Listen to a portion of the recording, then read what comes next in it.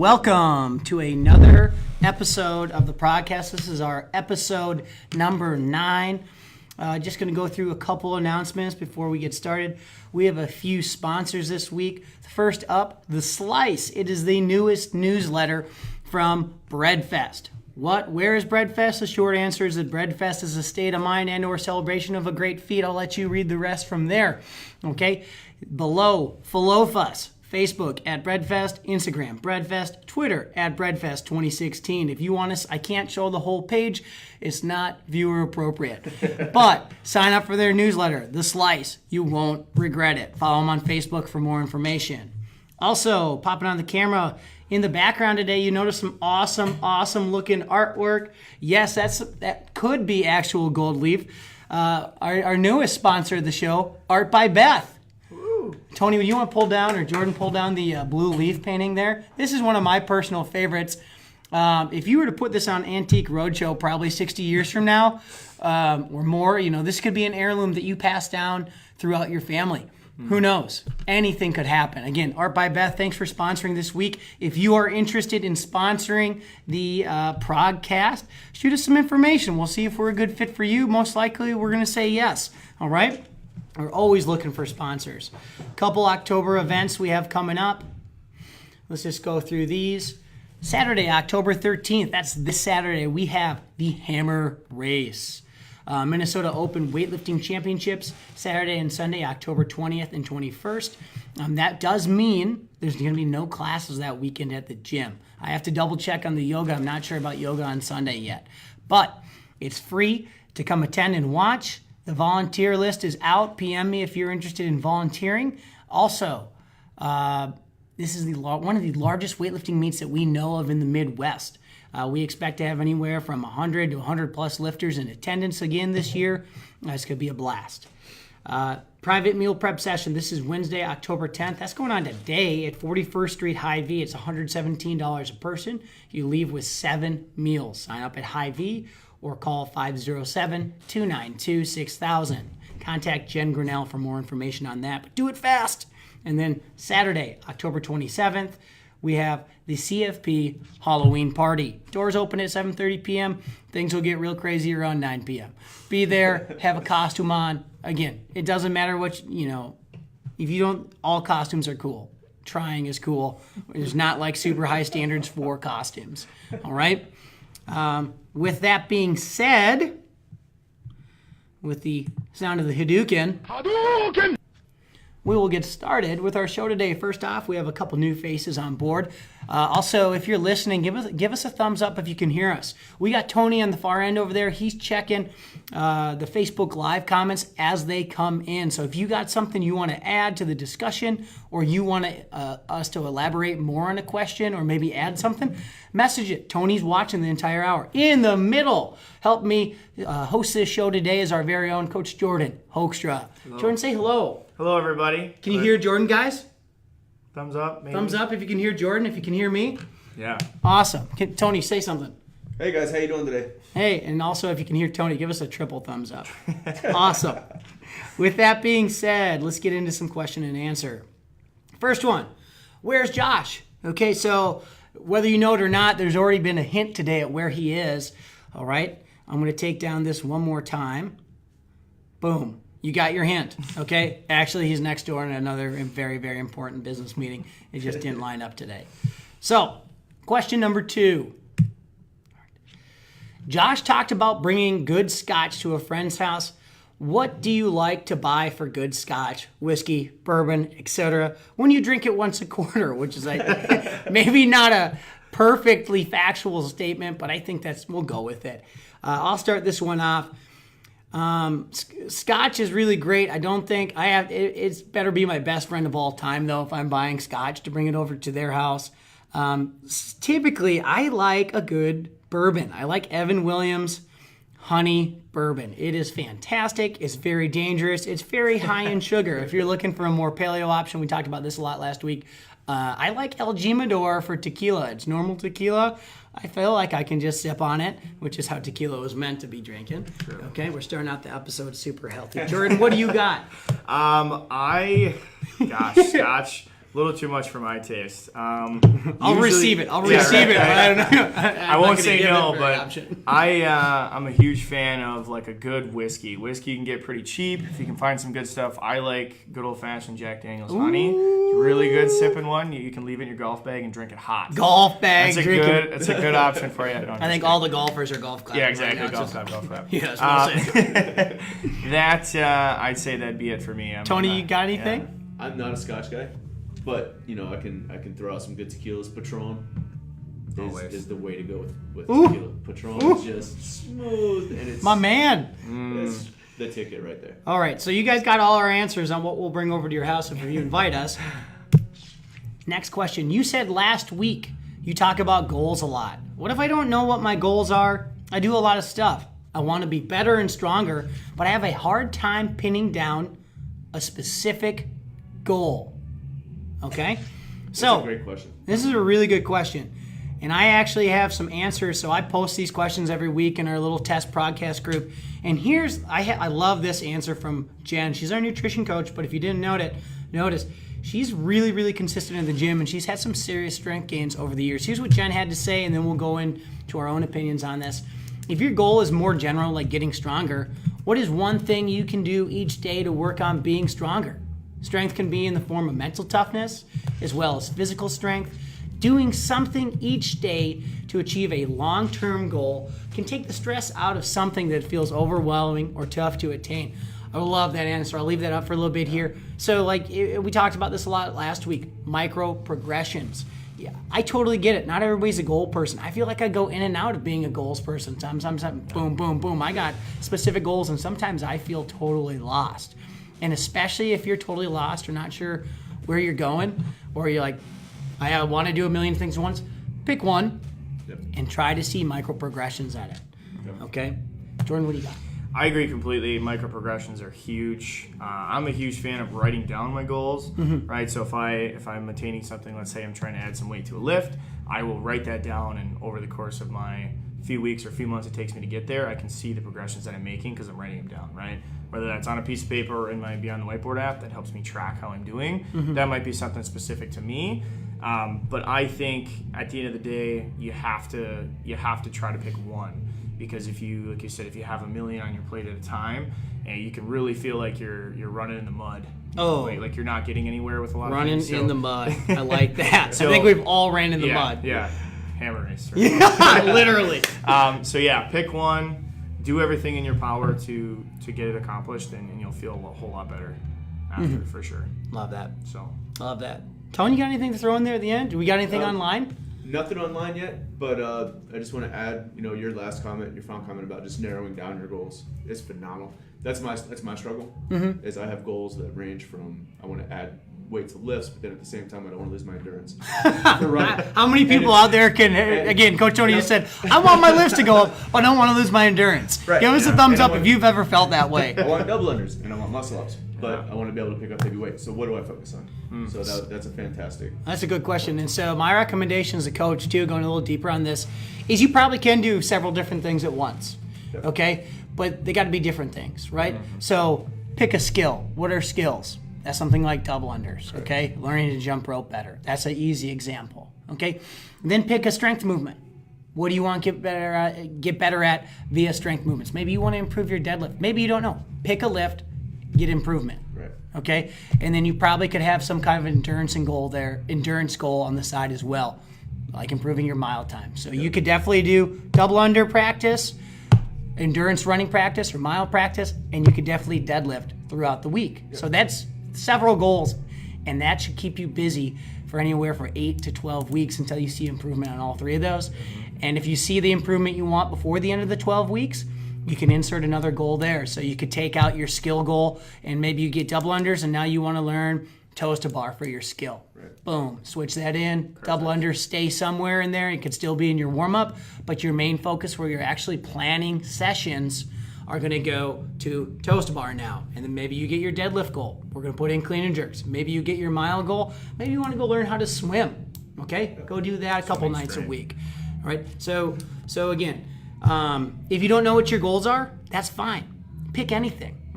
Get better at it. See improvement. Your goal should just be to improve. at the most base level.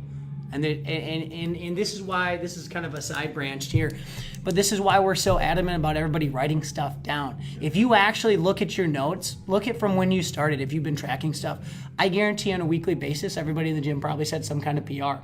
And I'm talking like, maybe you did more box jumps than you've ever done in a workout before. That's a PR, and you should celebrate that. Right. Or maybe you jumped in a higher box than you've ever jumped before. You're just like, I did a 24 today.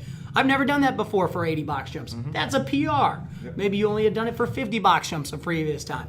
And that's why apps like Beyond the Whiteboard, they let you know things like that. It's pretty cool and pretty powerful. Yeah. Write it down, track it. You are setting PRs. You are improving. Yeah.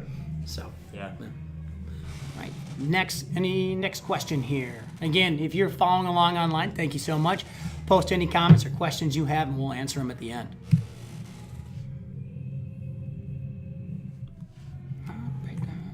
What's the best thing to do for shin splints? Okay, so, and I knew I forgot to put something on here, but that's okay. So one of the best things you can do for shin splints, this is going to go in our show notes later, okay? Remember to put that down. I have another Kelly Starrett, our mobility video of the week. And anyways, it's really, really simple. So shin splints, if you're constantly getting shin splints, are you tight in your lower body? Are you tight in your ankle area first and foremost?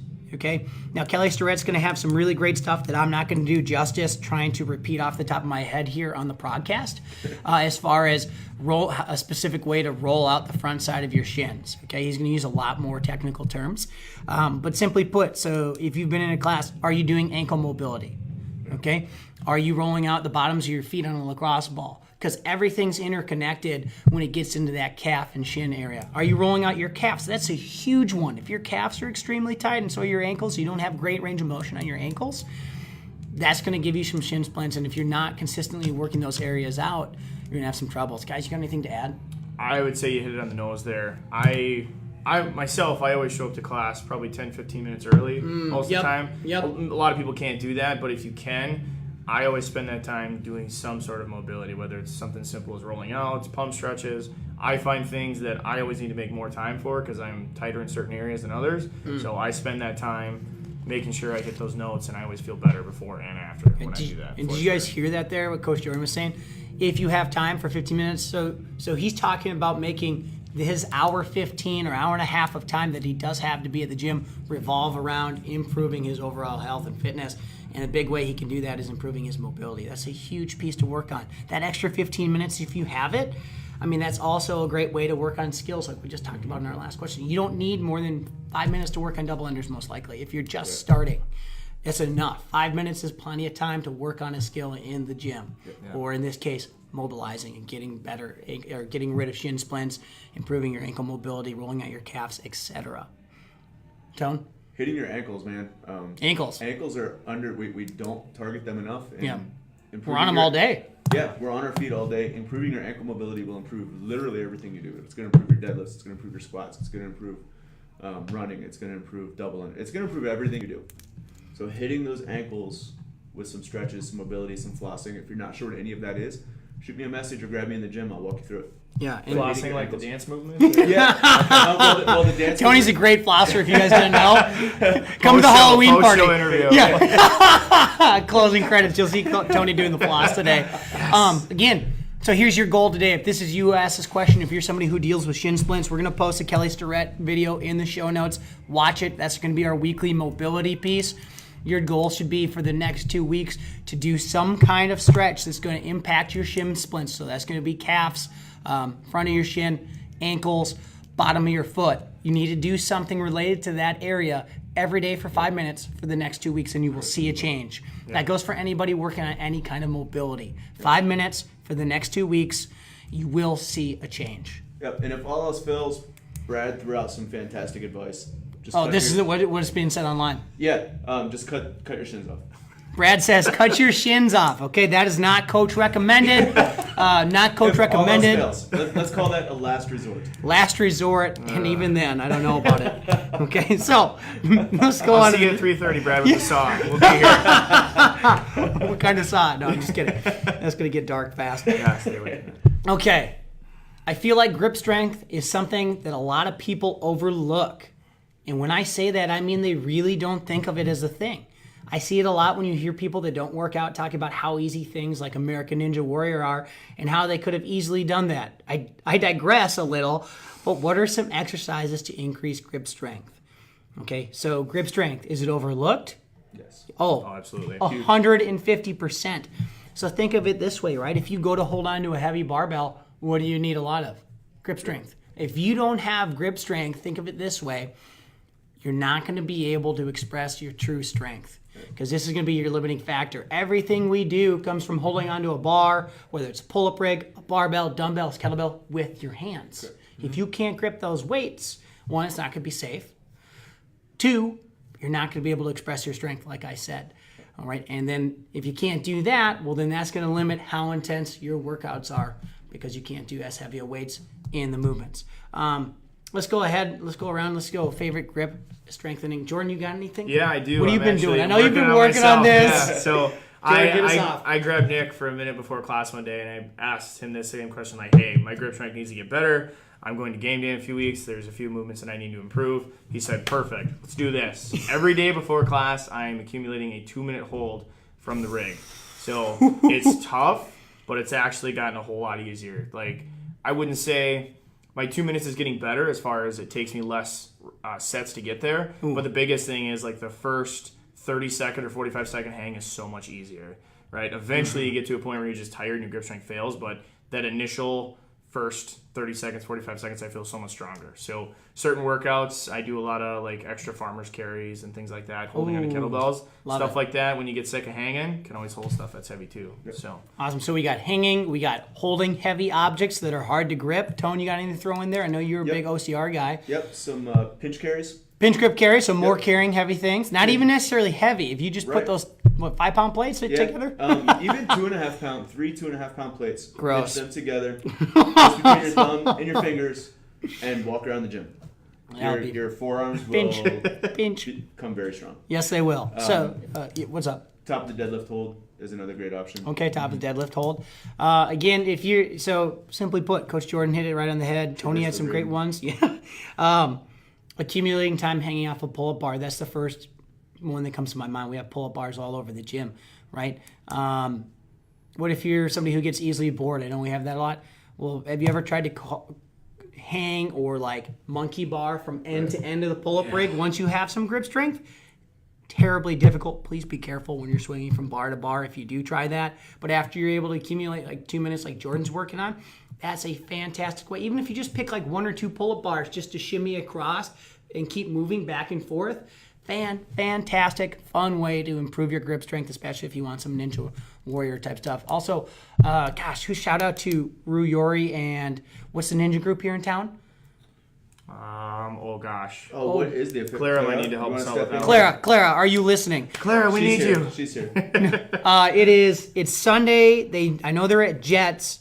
No, it's Saturdays at Jets in the afternoon. Yep. And that is the Ru's Ninja Warrior group. They work out as adult Ninja Warrior training, kids Ninja Warrior training, also open on gym. Saturday evenings. Saturday evenings? Saturday evenings and Sunday mornings. And Sunday mornings. Yep. Awesome. I honestly, Claire, chip in here. That's okay. What's the ninja group? We'll get it by the end of it. And to touch on that, if you think the American Ninja Warrior stuff is easy, it's not. There's incredibly difficult. Ninja Athletics. Ninja Athletics. Saturday evening, Sunday morning. If you really think you got your grip strength up to Ninja par, go hang out with that crew for an hour or two. Claire, the Ninja Yori will put you in your place. Yeah. Cool. Next question. I read an article about boosting testosterone. The article is listed here, and it's pretty interesting. Do you guys have any additional tips or thoughts on this? Do I want to increase my testosterone? Is this a goal to have? I'll start off on this one here, crew. So we get this same question kind of related to food all the time. What's the number one thing I can do to improve my diet right away? And we always say, eat real food.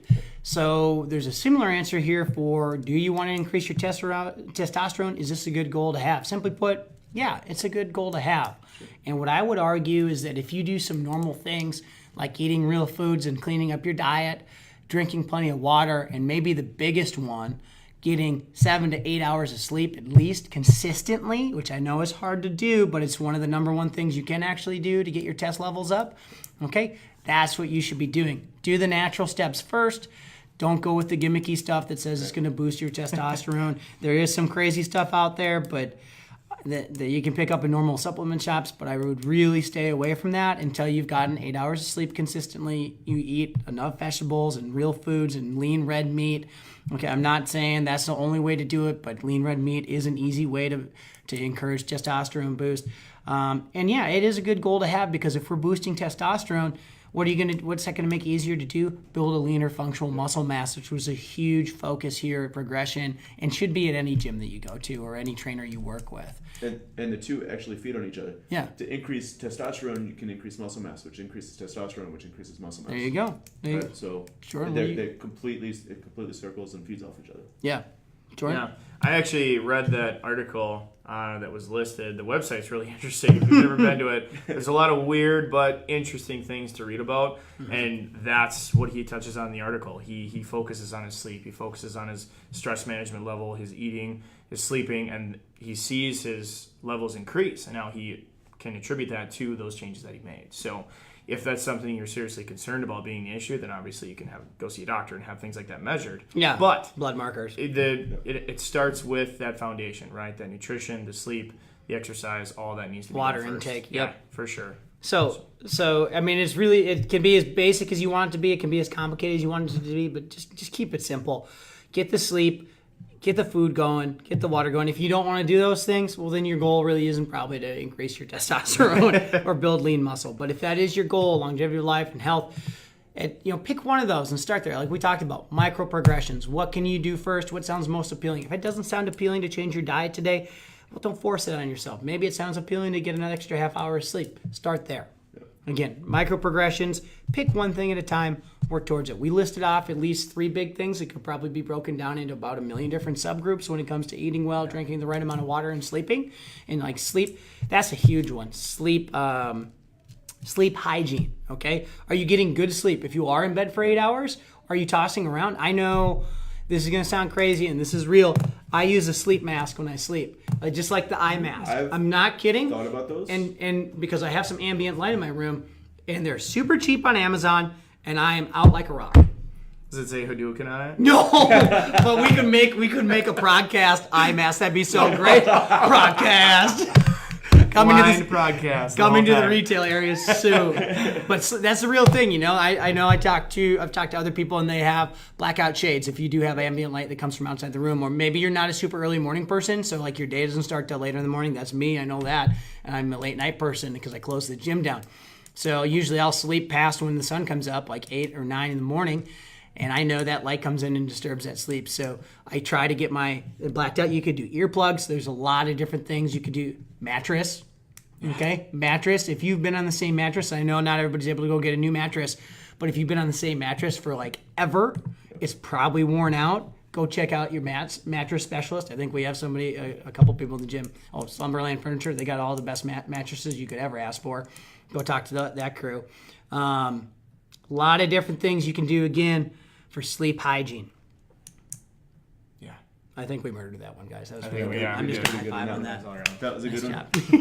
Job. Next question. Last week, dubs came up, and it's definitely one of the skills people struggle with, and when it clicks, they just have it. Josh said that there was a seminar put on by someone else at CFP in the past. That was by Jump and Rope, which is a company that makes jump ropes. And it was bad because people got injured and jumped way too much. I know we can work on any skills anytime we want in the gym, but have you ever thought about putting on your own mini dubs class? We totally could put on a mini dubs class, but again, double unders is one of these skills. This goes back to one of those first questions I think we talked about today. It's the simple cut and dry of it is once you have the basic technique, which any of the coaches in the gym would be more than glad to show you. Otherwise, you could definitely set up some PT sessions to work with a coach on specific skills. I would have more than just double unders to work on, and you can formulate that with the coach you want to do personal training with. But yeah, I think personal training would be the better route. I don't think you would have to do more than the half-hour sessions we offer. I think the double under class, I think that's a tough one because it's just not always realistic for people to get double unders in an hour or a half hour, because really it's you can get the basic technique in that time, I think, or understand where you have to go. But from there, it really comes down to practicing consistently 3 or more times a week. Jordan, Tony, I know you guys have been doing double unders and working on double unders consistently. Do you got any tips on that? Sometimes we're doing them at the same time. We look at each other and we're like, oh, man, someday we're going to get it. So stare another person in the eyes while you're doing it helps, right? Right. Yeah. Practice. So practice. Yeah. How much time a day? Do you need more than 5 minutes? No. I allow 15.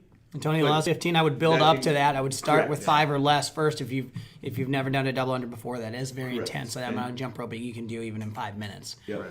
And that 15 minutes does include single unders, stopping to process your That's a really good technique point. and things like that. So we're not going to have a mini dub session this week, unfortunately, because we just got this question. That could be something in the future.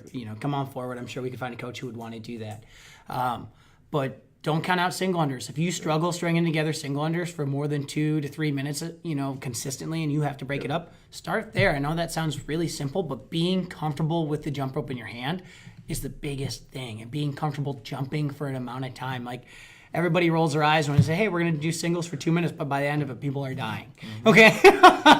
People are like, oh my God, I did not realize how difficult that was to do 2 minutes straight of single unders, and there's not many people in the room, even people who have double unders, who don't mess up those singles in that 2 minutes. So that's a really good first goal. Can you do single unders for 2 minutes straight without stopping?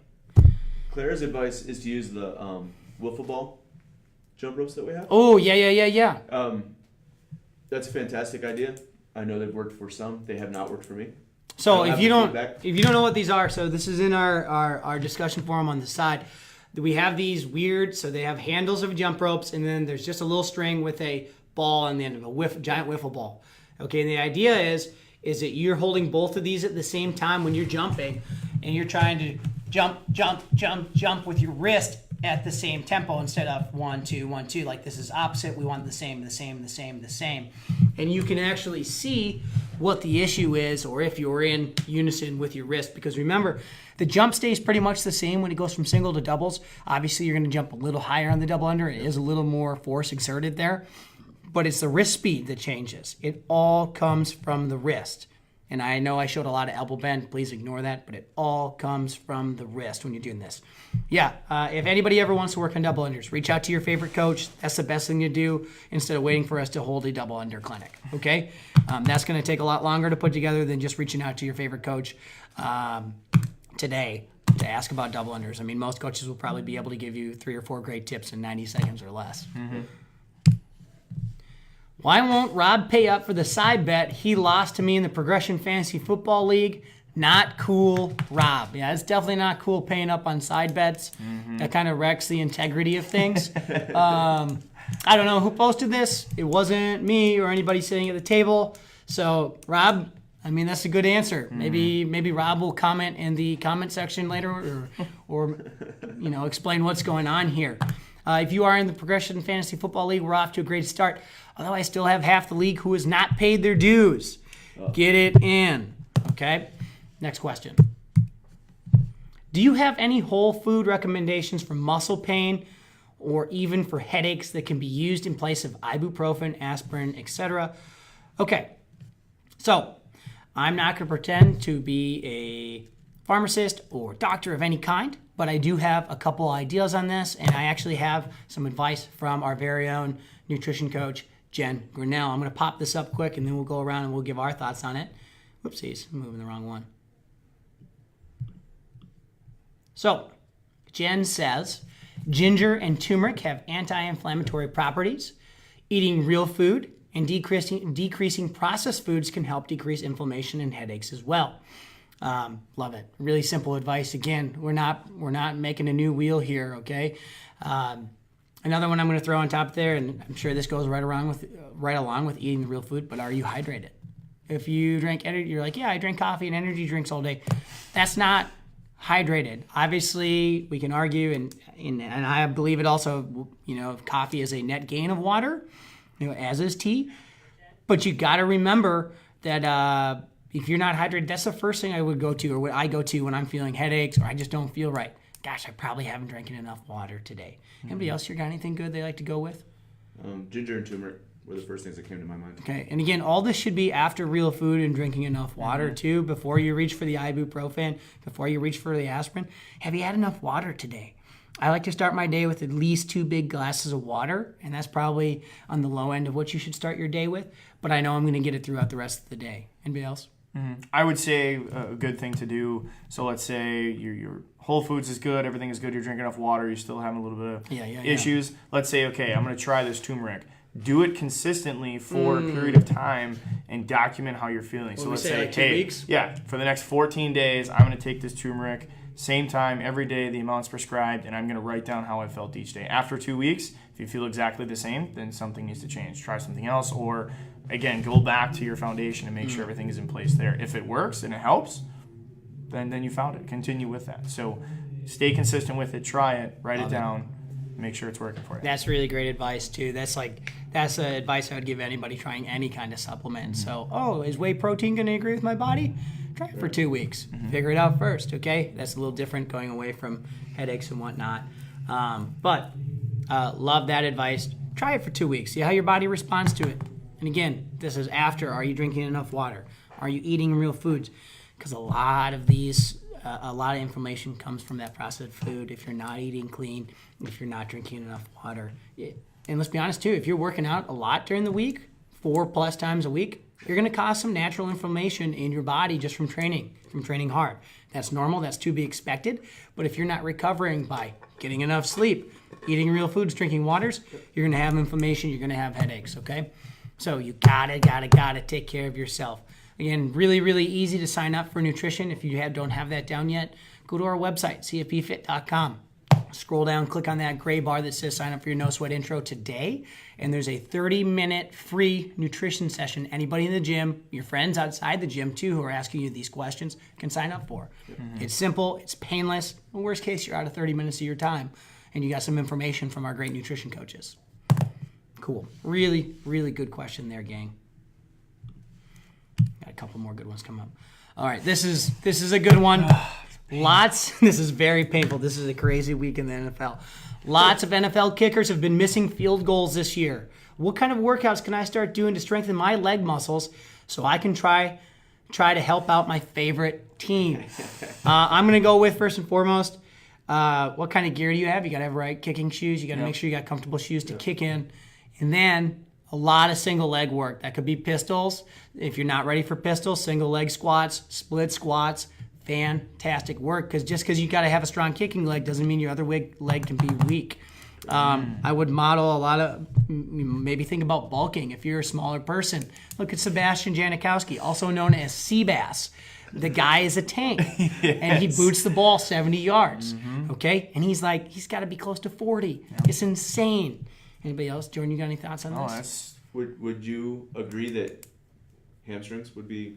Hamstrings are probably good. So hypers maybe? Yeah, reverse hypers could be really good. Get a personal trainer. Get a kicking coach. That's a novel idea, okay? If you don't have access to that, hey, you got to practice kicking the ball. It's a skill. And from there, if you don't got it, you don't got it. Honestly, I think you got to be able to do like 60-plus yards when nobody's running at you, like at least if you're going to be an NFL kicker. So whoever put this in, let's figure out where you're kicked first and then hire a kick coach for sure. You have mentioned the pyramid in a couple of Prog.casts. Can you share an infographic for people who might not be familiar? So this is already in the show notes, and I'm so glad somebody asked this question. This is from the CrossFit Journal. I think it's one of the first articles ever posted, if not the first one. If you haven't read the CrossFit Journal, this is free online. It's in the show notes. You have to read this show note this week. Okay? It's from October 2002. I bet you guys, most of us, myself included, had no idea what CrossFit was at that time. It is fantastic, and what's really, really cool is you can still see the same principles being applied today. If you've taken your level 1 cert, the infographics I'm going to put up should be very, very familiar. Okay, so this is the pyramid that was asked in the question today. I'm just going to read the theoretical hierarchy of development. This is the CrossFit prescription here, gang. A theoretical hierarchy exists for the development of an athlete. It starts with nutrition and moves to metabolic conditioning, gymnastics, weightlifting, and finally sport. This hierarchy largely reflects foundational dependence, skill, and to some degree, time ordering of development. That's a really good one. Time ordering of development. What should you focus on first? If you have trouble setting goals, in regards to our earlier questions, read this, learn this, live by it. Okay? The logical flow is from molecular foundations, nutrition, all right, cardiovascular sufficiency, metabolic conditioning, body control, gymnastics, external object control, weightlifting and throwing, and ultimately mastery and application, sport. This model has great utility in analyzing athletes' shortcomings or difficulties. If you have a hard time knowing what you should work on, here's your pyramid. Here's your answer. Do you have your nutrition down? This does require you to be really real with yourself, and that's a good thing. Again, we talked about this last week about embracing mental toughness, okay?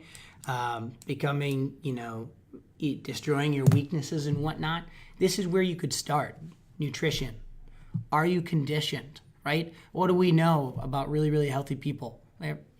One of the indicators of longevity of life is a high VO2 max. That's how you use oxygen in your body. Some of those highest scores in a VO2 max come from cross-country skiers from Nordic countries.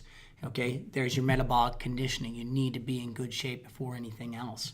All right, basic gymnastics is probably a good idea that you can do a couple push-ups or a handstand hold before you throw a weight above your head, which gets us to weightlifting and throwing. And once you have some weightlifting and throwing and control over that, hey, go apply all these skills that you've done in the pyramid and play new sports. So this is just a piece of this whole document. It's really, really cool, this pyramid. This is CrossFit's recommendation, okay? It's still to this day, we have it on a poster in the Gray Gym as well if you ever want to read about it. This is in the CrossFit Level 1 manual. Again, please read this CrossFit article I posted. If you did anything or took anything from this show today, it should be this because this kind of ties into everything we've talked about for the previous 8 shows, is this CrossFit pyramid right here, this theoretical hierarchy of development. This is a great way to structure goals if you don't know how to set them. Guys, anything to add? If not, that's okay. I got some more infographics too. So I think a key point to consider is that you don't have to master each level of the hierarchy before moving on to the next one, as they build both up and down. So that's true. What I mean by that is, you work on your gymnastics and you get 25 unbroken push-ups. It's going to make your weightlifting stronger. Your weightlifting stronger. Becoming stronger is going to let's hold up before we go that direction. Let's go back to the metabolic conditioning level. If you can do 25 unbroken push-ups, this is a really good point by Coach Tony, right? Right. How much easier is a workout where you have sets of 10 push-ups? Correct. Pretty easy. Yep. Yeah. It's way easier. Yeah. So that's a really good point about using the pyramid to go up and down there. Yep. But it all starts with nutrition. Make sure 100%. you see that right there. If you don't feel good, why would you want to come and work out? Right. Mm-hmm. All right? Very, very cool. And all right? don't underestimate trying new things, trying new sports. Never underestimate That's that. right. Use your fitness. Go play sports. Yep. I have actually recommendations in the 2002 journal article about this crazy game. I want to call it murder ball. I know it's not murder ball, though. It's something else to do. It's like wall ball volleyball. So not murder ball, but it's called Hoover ball or something like that, okay? I don't know why I have murder ball in the great documentary. Anyways, yeah, that infographic is super powerful. One other one I like to always pull up. This is Fitness in 100 Words or Less. This is My favorite. This is also in this 2002 article. All this stuff goes back to 2002 and is still so relevant to today. World-class fitness in 100 words. Eat meat and vegetables, nuts and seeds, some fruit, little starch, no sugar. We've all heard that. Keep intake levels that will support exercise but not body fat. Practice and train major lifts, deadlifts, clean, squats, presses, clean and jerk, and snatch. Similarly, master the basics of gymnastics, pull-ups, dips, rope climbs, push-ups, sit-ups, presses, handstands, pirouettes, flips, splits, holds, bike, run, swim, row, etc. Hard and fast. So again, take that pyramid we just showed and fill out all of these. Do you have mastery of these skills and these movements? 5 or 6 days per week. Mix these elements in as many combinations and patterns and as creativity will allow. Routine is the enemy. Keep workouts short and intense.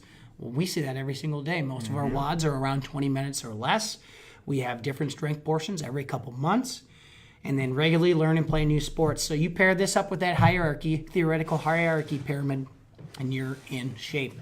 This is what you could base your goals off of right here. 100%. Again, if you don't know what to do, start with this information. Very cool. And again, read the article. It's posted in the show links already. And then that was it for today. All right, where's Josh? He is next door.